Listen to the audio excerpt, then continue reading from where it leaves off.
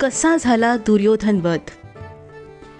युग कोणतेही असो, आई आणि मुलाचे नाते अतूट, अतुल्य आणि अनमोल असेच राहिले आहे. गांधारीला तर 100 पुत्र होते. आपला मुलगा संकटात असेल तर आई अस्वस्थ होते आणि शक्य ती मदत मुलाला करते. महाभारत सुरू झाल्यावर काहीच दिवसात कौरव अडचणीत येतात. तेव्हा गांधारी पुत्रप्रेमामुळे दुर्योधनाला मदत करण्याचे ठरवते.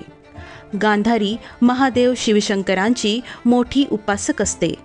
त्यामुळे शिवनाथ तिला एक अद्भुत वरदान देतात. जन्मापासून अंध असलेल्या धृतराष्ट्राशी गांधारी विवाह करते.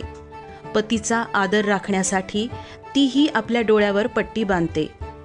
गांधारी अत्यंत पतिव्रता असते. गांधारीला शिवशंकरांकडून मिळालेल्या वरदानानुसार गांधारी डोळ्यावरील पट्टी काढून ज्या व्यक्तीला पाहिल त्या व्यक्तीचे शरीर वज्राप्रमाणे कठोर होईल. या वरदानामुळे गांधारी कधीही आपल्या डोळ्यावरील पट्टी काढत नाही. मात्र महाभारताचे युद्ध अंतिम टप्प्यात येते. तेव्हा गांधारी भोलेनाथांनी दिलेल्या वरदानाचा उपयोग करण्याचा निश्चय करते. महाभारताचे युद्ध अंतिम टप्प्यात असताना 99 कौरव मारले गेलेले असतात. आपल्या मुलांचा मृत्यू गांधारीला अतिशय दुःखी करतो. आता आपला ज्येष्ठ आणि अखेरचा मुलगा दुर्योधनही मारला जाणार या विचाराने ती अत्यंत भयभीत होते. त्याचवेळी गांधारी आपल्या वरदानाचा उपयोग करण्याचे ठरवते आणि दुर्योधनाला निरोप पाठवते. गंगा स्नान झाल्यानंतर नग्न अवस्थेत येण्यास गांधारी दुर्योधनास सांगते. श्रीकृष्णाला गांधारीचा यामागील उद्देश समजतो आणि श्रीकृष्ण दुर्योधनाला सावध करण्यास जातो. आपल्या आईचा निरोप मिळाल्यानंतर तशीच कृती करण्याचे दुर्योधन ठरवतो. गंगा स्नान केल्यानंतर दुर्योधन आईला भेटण्यासाठी जाणार. इतक्यात श्रीकृष्ण दुर्योधनाला गाठतो आणि सांगतो की दुर्योधना, बाल्यावस्थेची गोष्ट निराळी असते, मात्र तू तारुण्य अवस्थेत आहेस.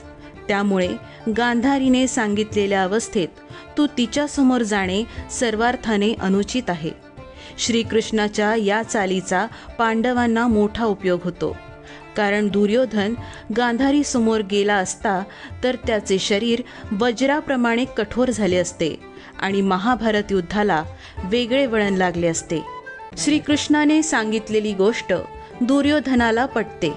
त्यामुळे शरीराचा काही भाग दुर्योधन पानांनी झाकतो आणि गांधारी समोर जातो. गांधारी आपल्या डोळ्यावरील पट्टी काढून दुर्योधनाकडे पाहते.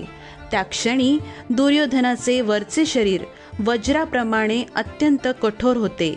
आपली खेळी यशस्वी झाली नाही हे गांधारीला समजते आणि ती निराश होते. महाभारतात जेव्हा दुर्योधन भीमाला युद्धाचे आव्हान देतो तेव्हा दुर्योधन भीमापेक्षा वरचढ ठरतो. भीम अनेक प्रहार दुर्योधनावर करतो, मात्र त्याचा त्याच्यावर काहीच उपयोग होत नाही. तेव्हा श्रीकृष्ण भीमाला त्यामागील मेघ सांगतो. भीम दुर्योधनाच्या कमरेवर वार करतो आणि दुर्योधनाचा वध होतो.